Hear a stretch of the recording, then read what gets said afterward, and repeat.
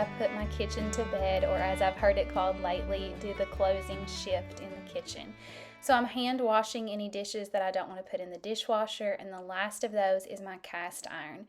So I'm going to put my cast iron in the sink, and I'm just going to run a little water in it, and then I'm going to use a chainmail scrubber to clean this cast iron. I was gifted this chainmail scrubber a couple of years ago by a friend, and that is what I use to clean my cast iron. I find it to be the most effective way to do it.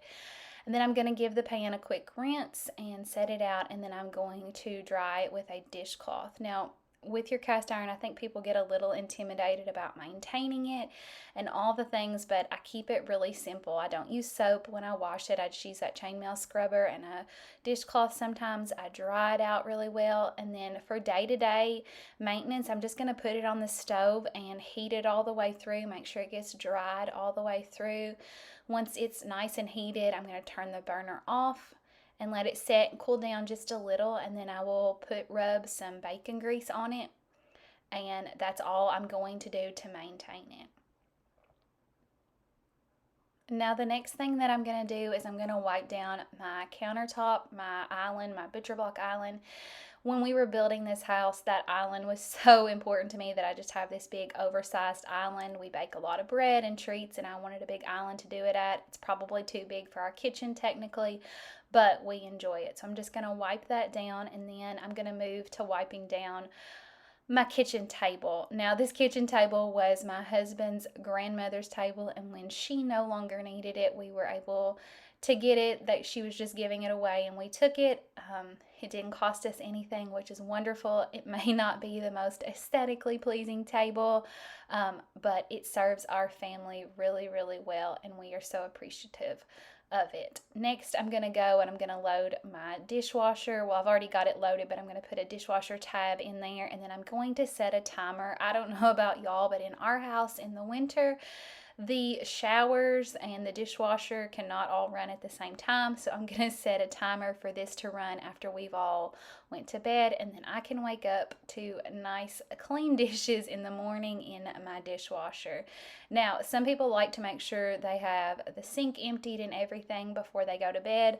I like my countertops clean, I like my dishes clean, but it does not bother me that they're sitting there in the side of the sink air drying.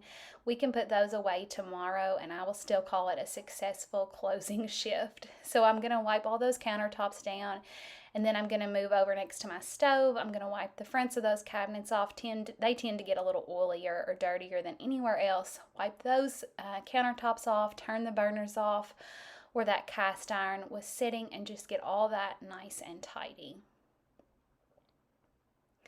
And then I'm going to go and I'm going to wipe the front of the refrigerator down, and then I'm going to go ahead and pull out my sourdough starter. I keep it in the fridge. I don't set it out and feed it constantly every night unless I'm just doing a whole lot of baking, but typically I pull it out a couple times a week and I stick it in the fridge when I'm not using it. I'm just pulling out my scale. I'm getting my filtered water and my flour and anything that I need to get this sourdough ready. This particular night I was prepping for some sourdough artisan loaves and then also feeding my starter. So here, this is the preparation to make the artisan loaves. So I'm weighing out my starter, weighing out my water, and then weighing out my flour. Now, some people would say you should pull that sourdough starter out, feed it before you make anything with it, but this is going to sit overnight, and I have no problem doing this for my sourdough loaves or for English muffins, pulling it straight out of the fridge. My sourdough starter is pretty strong. I've had it for quite a while. I wouldn't recommend that with like a new sourdough starter, but this is going to have plenty of time to ferment and rise and all that, so this will work just fine. So I'm mixing it up. I actually let it sit just in this 4-cup mixing cup overnight. I'm going to put a saucer on top to cover it, and it will be ready to add the rest of the flour and the water and the salt for the artisan loaves tomorrow. So I'm going to set that aside, and then I'm going to actually feed my actual sourdough starter. So I'm just going to scrape down the sides of the jar, and then I'm going to add my water and flour to feed my starter. I'm not even measuring how much starter I have here. I'm just kind of eyeballing it. But I do want to feed the same amount of flour and water. So some people will suggest a 1 to 1 to 1 ratio.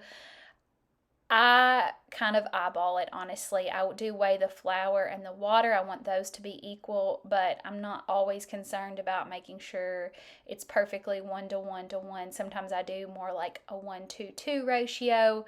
Um, Again, I think once you have a pretty established starter, it can handle a lot of different things. So I'm just going to mix that starter up, and I do just mix it right there in a quart mason jar. I'm going to put the lid on, and when I put the lid on, I just don't seal it down all the way tight.